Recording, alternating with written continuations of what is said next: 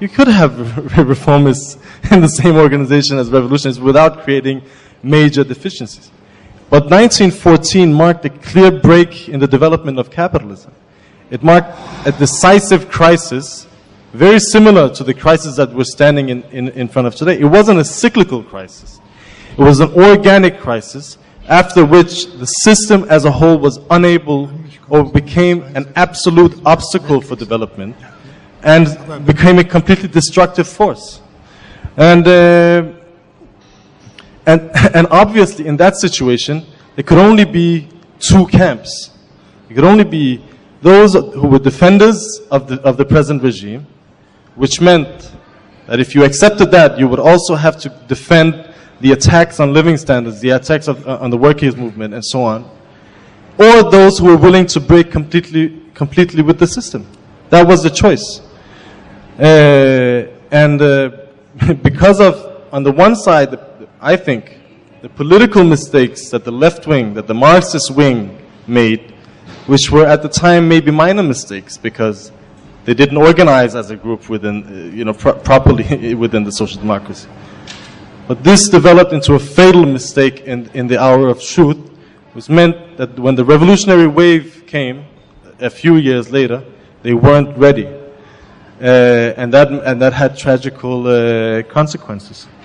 So yes, if the German and other leaders of the social democracy had voted against war credentials, we would have had, it wouldn't even have come to that vote. The capitalists were definite. Because of the experience of the whole previous period, they had made sure that they would be a vote for it. But if there was an alternative leadership prepared for that situation, as Lenin said, to turn the world war into a class war, then that would have changed the course of history. And we can come into that more in the discussion. Thank you. Okay, also deine Einschätzung ist, dass sozusagen die Kapitalisten in den Krieg ziehen konnten, weil sie wussten, dass die sozialdemokratischen Parteien sowieso zustimmen würden. Ne?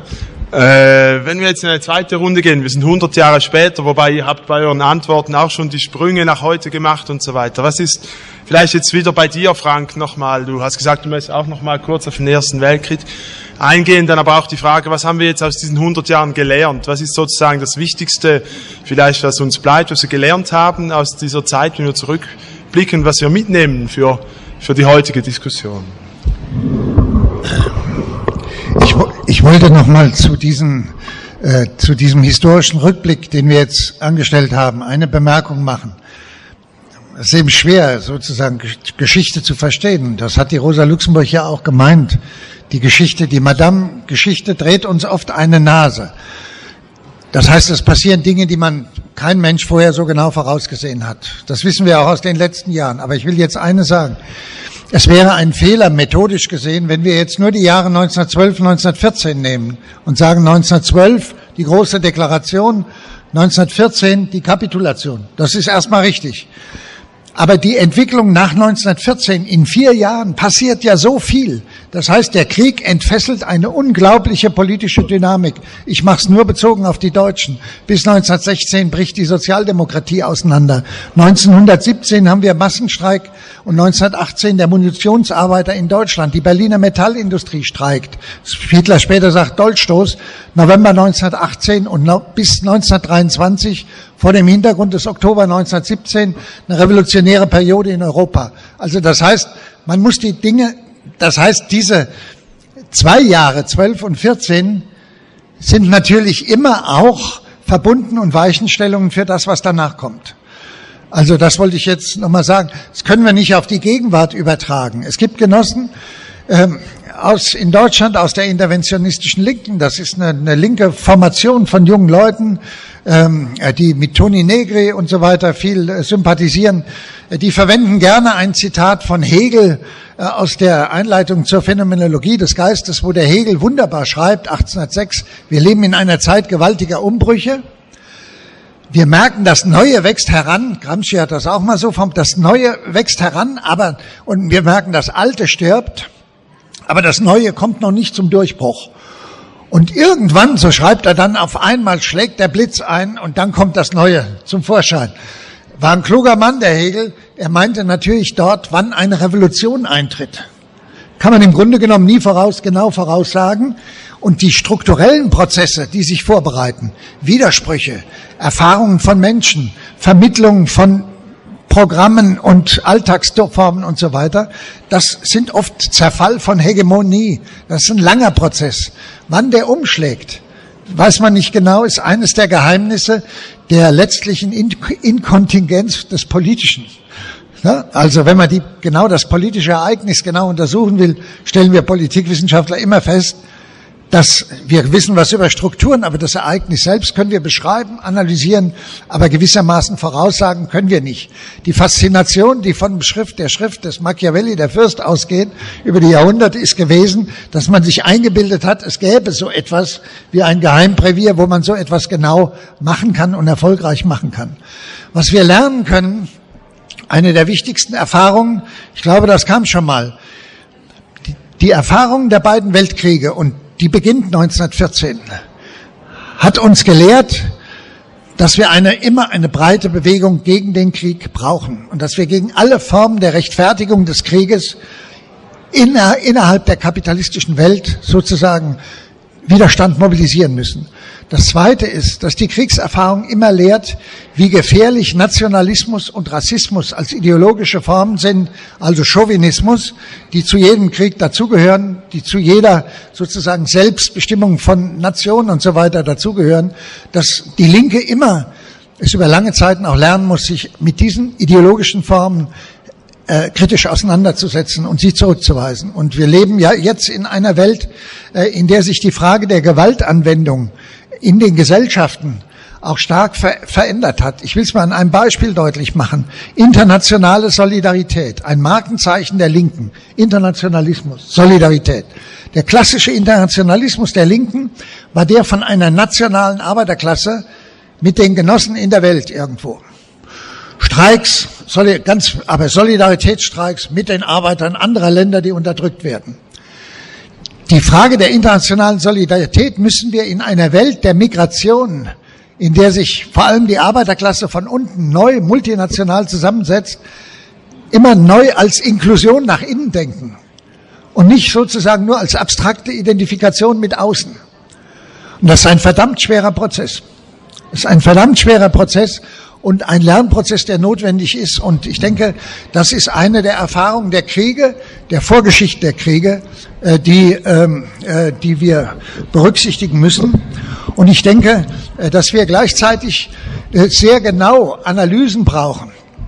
Also wir brauchen eine Friedensbewegung, aber wir brauchen auch die intellektuelle Kraft, die Entwicklungstendenzen, die im heutigen Kapitalismus wieder die Gefahr von Kriegen heraufbeschwören, und zwar viel stärker aktualisieren diese Gefahren in neuen Formen von Kriegen, dass wir dazu die Analysen brauchen für diese Entwicklung, für die inneren Widersprüche. Wir sind eingetreten in eine neue Periode einer tiefen Krise des kapitalistischen Weltsystems, die wir vergleichen können mit früheren sogenannten großen Krisen in der Geschichte, die auch immer mit solchen gravierenden Veränderungen in den Kräfteverhältnissen und so weiter verbunden sind. Die Vermittlung sozusagen des Bewusstseins, dass wir in einer solchen kapitalistischen großen Krise liegen und der Notwendigkeit, Widerstandspositionen aufzubauen, das ist eine der wichtigsten Aufgaben. Wenn wir in unseren Gewerkschaften in Deutschland diskutieren, auch mit Kolleginnen und Kollegen aus der IG Metall zum Beispiel, aus den Führungsorganen, bis auf ganz wenige Ausnahmen, da fragen wir immer, begreift ihr denn nicht, in welcher kapitalistischen Umwelt ihr lebt, was für Veränderungen stattfinden? Dann sagen sie, das ideologische Zeug, das interessiert uns nicht. Wir interessieren uns nur für die Probleme im Betrieb. Das ist eine riesige Gefahr, weil man dann letztlich in eine völlig subalterne Position gerät und weil dann Offenheit besteht für die herrschende Ideologie, die immer Gründe findet, Kriege zu führen und die Menschen einzubeziehen in die Kriegspolitik.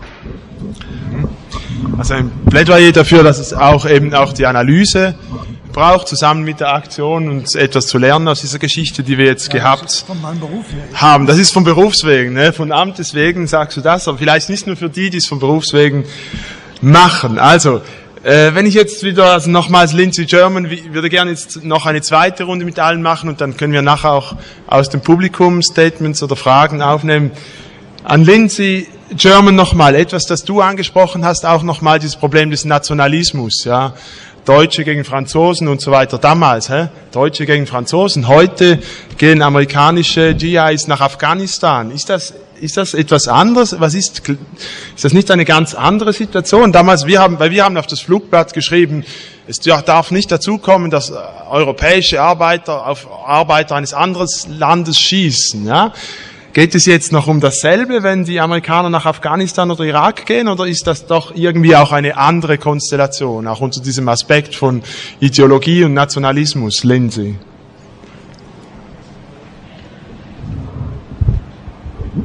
Well, I think the difference is that when you talk about the American soldiers who go to Afghanistan, you're talking about a system of imperialism which has dominated Afghanistan and countries in the region, Pakistan, India, for hundreds of years. Firstly, direct rule by the British, and the British have fought 3 times previously in Afghanistan, and every single time have been defeated.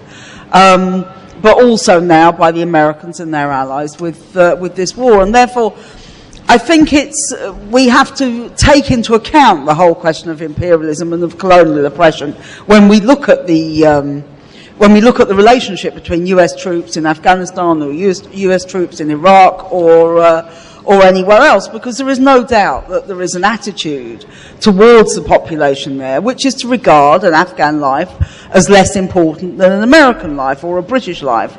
You can tell this very simply by the fact that we know exactly how many American and British and other NATO soldiers have died in Afghanistan. We have no idea how many Afghan people have died, because there is no count. In Iraq, there have been various estimates of up to 1 million people dead, using quite scientific estimates that are used for natural catastrophes like earthquakes and other things like that, which put the figures very, very high, but nobody has bothered ever to count them. And this tells you it's not just simply one group of workers fighting another group of workers, as you talked about in the First World War. There's also that imperialist dimension. Having said that, I think that it's also the case that when you look at the American soldiers, I think the American soldiers I think are so demoralised in Afghanistan that they're out of control. One of them is on trial at the moment in America for having shot 18 people in cold blood in villages, mainly women and children. There were numerous incidents in Afghanistan of soldiers going berserk and shooting people or wounding people. A British soldier recently attacked a child with a bayonet, with like a knife, and didn't kill him but caused him terrible injury. And this tells you how demoralised these soldiers are as a result of the war. We should also remember that the soldiers in the American army, particularly, many of them join up because they get free healthcare, which they don't get in their own country. Many of them join up because they get their college fees paid. So, in a way, it is economic conscription. It's not a free choice in a free society where everybody is equal. In Britain, if you look at where the soldiers come from, when you hear of the deaths of the British soldiers, they very rarely come from London or the South East because there are more jobs there. They come from Scotland, from the northeast of England, from South Wales, from areas where people don't have jobs. So these people are victims as well, but I don't think we should equate the two. I think we do have to say that these armies shouldn't be in these countries and they shouldn't be oppressing people in this kind of way, and this is why we call for the troops to come out. Incidentally, the argument we always put when people say we want to protect our troops, which is a very common argument in Britain, is that if you want to protect the troops, bring them home, and then they won't be subject to the killing. Many of the deaths at the moment are from Afghan police and soldiers who are supposed to be their allies, but of course who don't want them there and who have nothing in common with them. So My view is that you always have to take the view that no ordinary person, no working person, no peasant, no poor person should be put in uniform to kill another lot of poor people, which is what wars are essentially about. But I think this imperial dimension is even more offensive.